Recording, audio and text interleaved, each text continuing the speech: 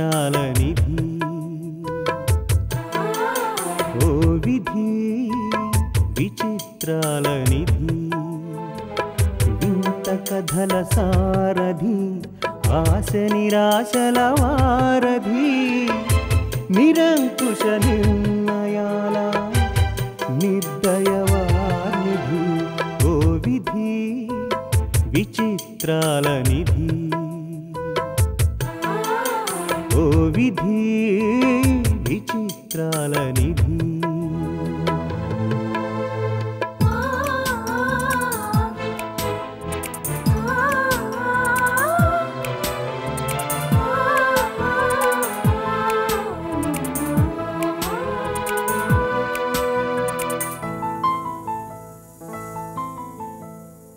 అన్నీ ఉన్నాయనిపిస్తూనే అందకుండా చూస్తావు సంపదలెన్నో ఇచ్చి సంతోషం మాత్రం దాచేస్తావు కోరికలని ఉరి తీయాలని నీకెంతో ఉబలాటం ప్రాణాలతో చెలగాటం నీకు చేతివాటం ఓ విధి విచిత్రాల నిధి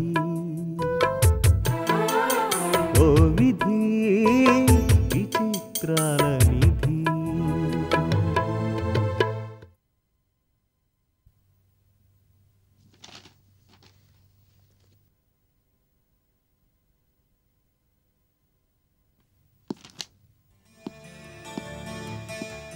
good morning sir. Good morning Sudhakar. ఏదో అర్జెంట్గా మాట్లాడాలని కబుర్ చేశారు. కూర్చోండి కూర్చోండి. Thank you sir. మీరు ఆఫీసుకు రావటం, ఆఫీసు నుంచి వెళ్ళటం చూసి కొందరు తమ గడియారాల్లో టైం అడ్జస్ట్ చేసుకుంటారు. మీ పనితీరు, మీ ఏకాగ్రత చూస్తూ ఉంటే త్వరలోనే మళ్ళీ ప్రమోషన్ కొట్టేస్తారేమో అని నాకు అనుమానంగా ఉంది.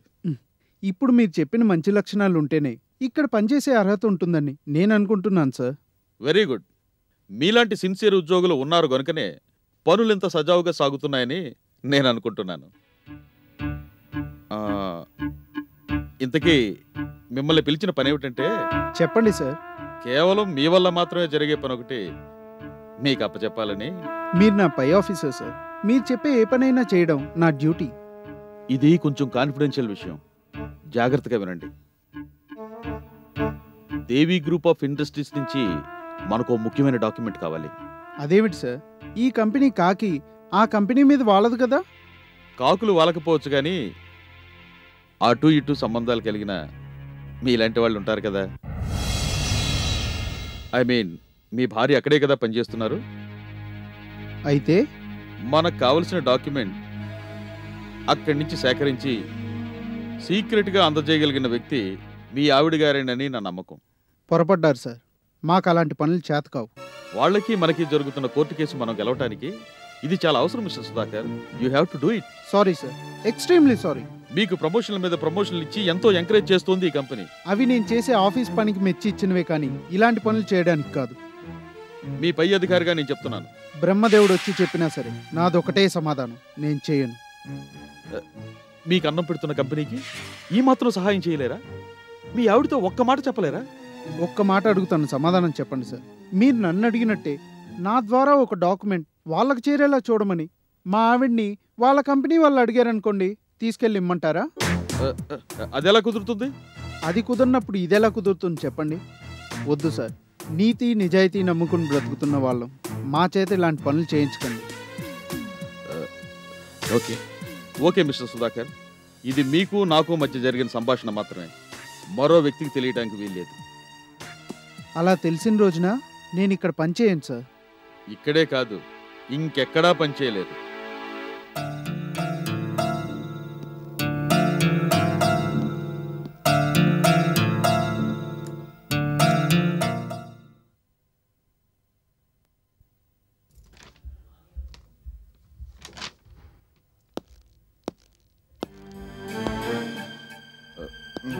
What happened mister Ravindra? చూడండి, ఆ సుధాకర్ వాళ్ళకం ఏం బాగలేదు మేడం. అతనితో మాట్లాడారా? అతనితో మాట్లాడడం, అతని మాటలకు నాకు ఒళ్ళు మండటం అన్నీ జరిగాయి. ఏమంటాడు అతను? క్లుప్తంగా చెప్పాలంటే మనం అప్పగించిన పని తను చేయడట. ఆ పని నేను పురమాయించినట్టు గాని అతనితో చెప్పారా? లేదు మేడం. అయితే వదిలేయండి. వదిలేయడం కాదు మేడం, ముందు అతను పీకి పారేయండి.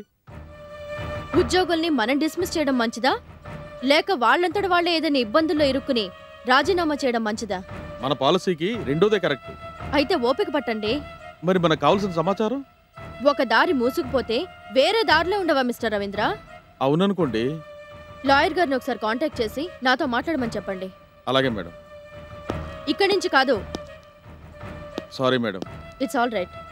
మరి ఆ సుధాకర్ సంగతి? నేను చూసుకుంటానని చెప్పాను కదా, మీరు వెళ్ళిరండి. అలాగే మేడం.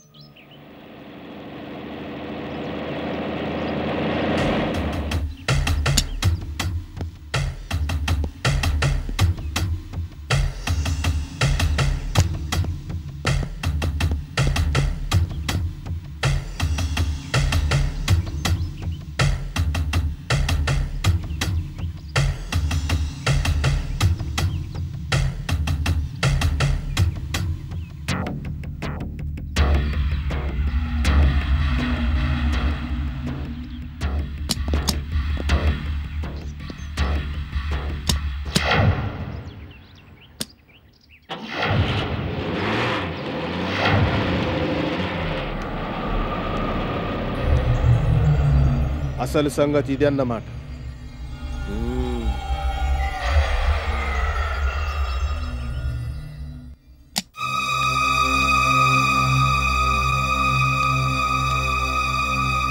ఏం కాశీ? ఇవాళ మీరు నన్ను ఏమనకూడదు. ఏ విషయంలో? వీరస్వామి విషయంలో. అతని విషయంలో నిన్నెందుకంటాను? వాడి కళ్ళు పీకేయాలనుంది. కాదు కాదు, వాడి కాళ్ళు చేతులు నరకేయాలనుంది. అసలేమైంది కాశీ? వీడికి ఆ రోజీ కంపెనీ వాళ్ళకి లింకులున్నాయి మేడం. అది ఊహించిందే కదా. వీరస్వామి గారు వెళ్లి రవీంద్ర అనేవాడిని కలుస్తూ ఉన్నాడు. ఇద్దరు కలిసి మాట్లాడుకొని ఒకే బండి మీద వెళ్లడము నేను నా కల్లారా చూశాను. ఇంకా వాణ్ణి బతకనివ్వను, లేపేస్తాను. కాశీ. అవును మేడం, ఇన్నాళ్ళు మీరు చెప్పినట్టు విన్నాను. ఈసారి మీరు నాకు అడ్డు చెప్పకూడదు. అలాంటి వాడు ఆఫీస్లో ఉండకూడదు, ఉన్నా బతకూడదు. అదే తొందరపాటంటే. తొందరపాటు ఏంటి మేడం? ఇప్పటికే బోలెడంత ఆలస్యమైతేను. ఆలస్యం లేదు, ఏం లేదు. ఆ వీరస్వామితో మనకు చాలా పనుంది. అతను వదిలే. మేడం. అవును కాశీ, అవతల వాళ్ళు వదిలిన ఆయుధాన్ని తిరిగి అవతల వాళ్ళ మీదకే ప్రయోగించడం ఒక ఆర్ట్. అంటే? నీకు వీరస్వామి గురించి ఏమీ తెలియనట్టుగానే ఉండు. నిన్ను చూసిగాని నీ మాటల బట్టుగాని అతనికి అనుమానం రాకూడదు. ఆఫీసులో అతను ఇంకా ఎవరెవరితో క్లోజ్గా మూవ్ అవుతున్నాడో, ఏమేం చేస్తున్నాడో అబ్జర్వ్ చేయి. ఈసారి కూడా మీరు నాకు అడ్డు తగిలారు మేడం. అడ్డొచ్చిన కొమ్మను నరికేయడం అందరూ చేస్తారు కాశీ. కానీ ఆ కొమ్మను మన చేతికర్రగా మలుచుకోవడంలో మన పనితనం ఇమిడి ఉంటుంది. అర్థమైందా? ఇక వెళ్ళు.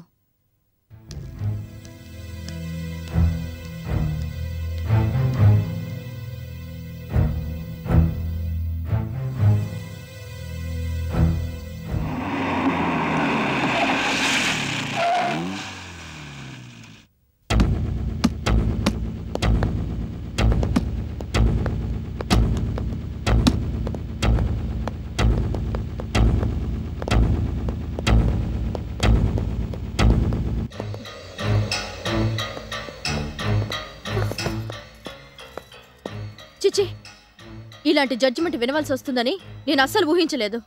మన లాయర్ మీద నాకు మొదటి నుంచి అనుమానంగానే ఉంది మమ్మీ. వేరే లాయర్ని పెట్టుకుంటే కేసు మనమే గెలిచుండేవాళ్ళం. బేబీ, అవునంటీ, భార్గవ్ చెప్పిందే కరెక్ట్. మనం వేరే లాయర్ని కనుక అప్రోచ్ అయ్యుంటే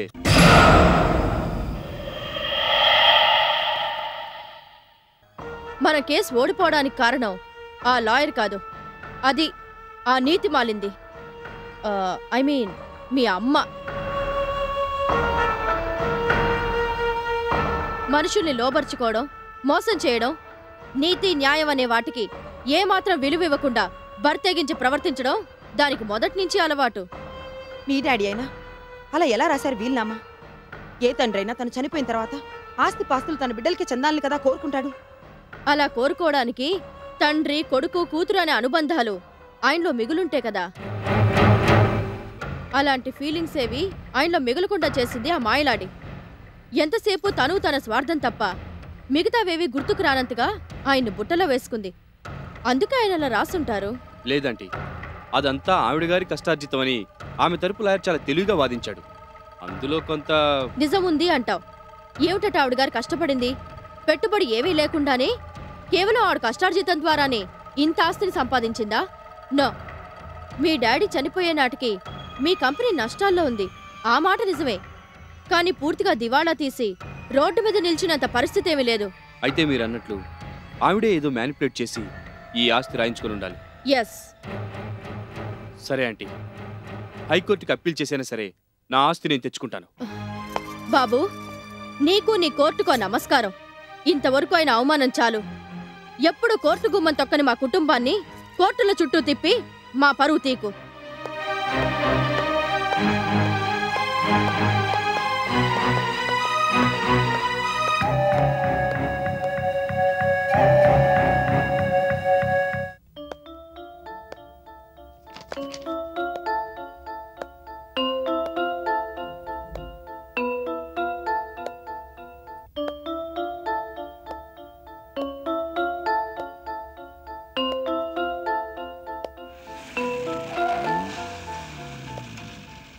ఆయా, ఏంటమ్మా? అమ్మొచ్చిందేమో చూడు. ఇంటి దాకా వచ్చిన వాళ్ళు ఇంట్లోకి రాకుండా పోతారా ఏంటి? ఇదిగో, నా మాటలు నాకు అప్పచెప్పడం కాదు, అసలు అది మన కారో కాదో వెళ్ళి చూడు.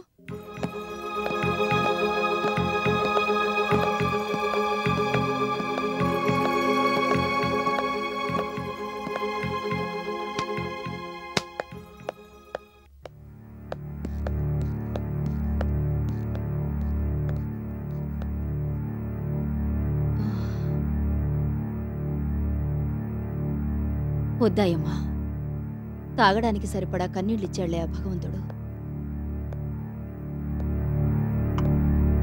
అదేమిటమ్మా అలా ఉన్నావు? మనం కేసు గెలవలేదా? ఏమైంది అంకిల్? జడ్జిమెంట్ మనకు ఫరగా రాలేదా? కేసు మనమే గెలిచాం దీప్తి. మరి అమ్మేంటి అలా ఉంది? అమ్మా, కేసు మనం గెలిచినందుకు సంతోషంగా లేదా నీకు? కొడుకు ఓడిపోవడం తల్లికి గెలిపోతుందా దీప్తి? నీ తోడబుట్టిన అన్నయ్య ఓటమితో తలదించుకొని కోర్టు బయట నిల్చోవడం నీకు సంతోషాన్నిస్తుందా? వాడసలు డోంట్ టాక్. అదే ఉంటే మన మాట కాదని వెళ్ళిపోయాడు. వాడసలు మన మనిషే కాదంట.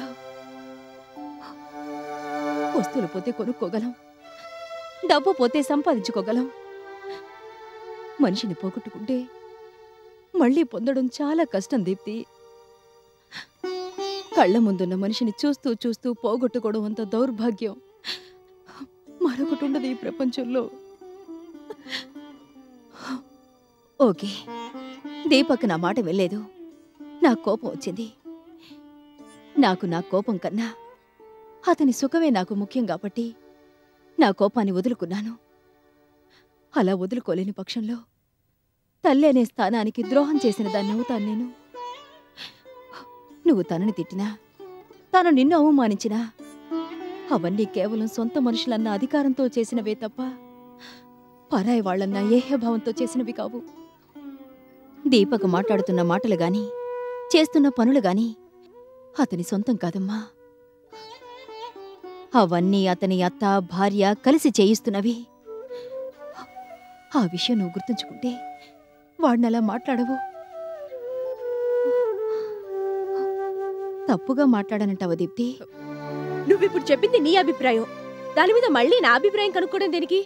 దీప్తి, ఈ కేసు తాను ఓడిపోయి దీపక్ గెలిస్తే బావుండని లక్ష్మి దేవుళ్లకు మొక్కడం నాకు తెలుసమ్మా. ఆ దేవుళ్ళకి తెలుసాయా ఎవరిని గెలిపించాలో ఎవరిని ఓడించాలో? అంకిల్, ఇది మన విజయం, ఘన విజయం. అలా అనేకన్నా నారాయణరావు గారి మంచితనం అంటే బాగుంటుందమ్మా. ఈ ఆస్తి తన స్వార్జితమని, తన తదనంతరం లక్ష్మీదేవికే చెందుతుందని స్పష్టంగా రాయడం వల్ల కేసు విచారణ సులువైంది. ఆస్తి మీద సర్వహక్కులు లక్ష్మీదేవి గారివేనని జడ్జి గారు చెప్పడానికి వీలైందమ్మా. కేసు తేలేంత వరకు ఆస్తుల్ని కంపెనీని జప్తు చేయిస్తామని ఎగిరారట అవతల వాళ్ళు. అలా చేస్తే వందలాది కార్మికులు వీధిని పడతారని, పైగా అంత అవసరం కూడా ఏమీ లేదని జడ్జి గారు అనుకున్న మీదట పిటిషన్ రిజెక్ట్ చేశారమ్మా. దాంతో దీపక్తో పాటు రోజీ, భార్గవి తెల్లబోయారనుకో. సరే, ఏకంగా జడ్జిమెంటే వచ్చింది కాబట్టి తేలు కుట్టిన దొంగలా జారుకున్నారు. అయితే ఈ అకేషన్ ని మనం సెలబ్రేట్ చేసుకోవాల్సిందే. అలాగేనమ్మా. రణంకిల్, ఆయా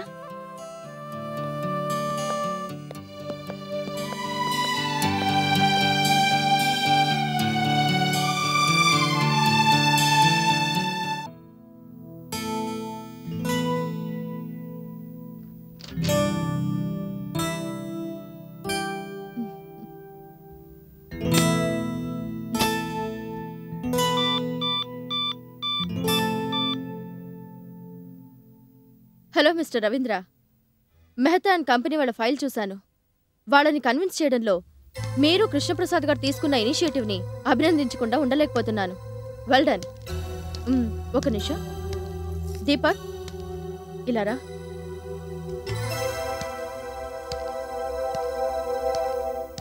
నేను ఆఫీస్కి వచ్చాక మీతో మాట్లాడతాను. ఏమిటలా డల్గా కనిపిస్తున్నావు? ఏం లేదంటీ. లేదు, నిన్నటి నుంచి అబ్జర్వ్ చేస్తున్నాను. బాగా డల్గా కనిపిస్తున్నావు. Bhargavi, what mom? ఒకసారి కిందకి రా.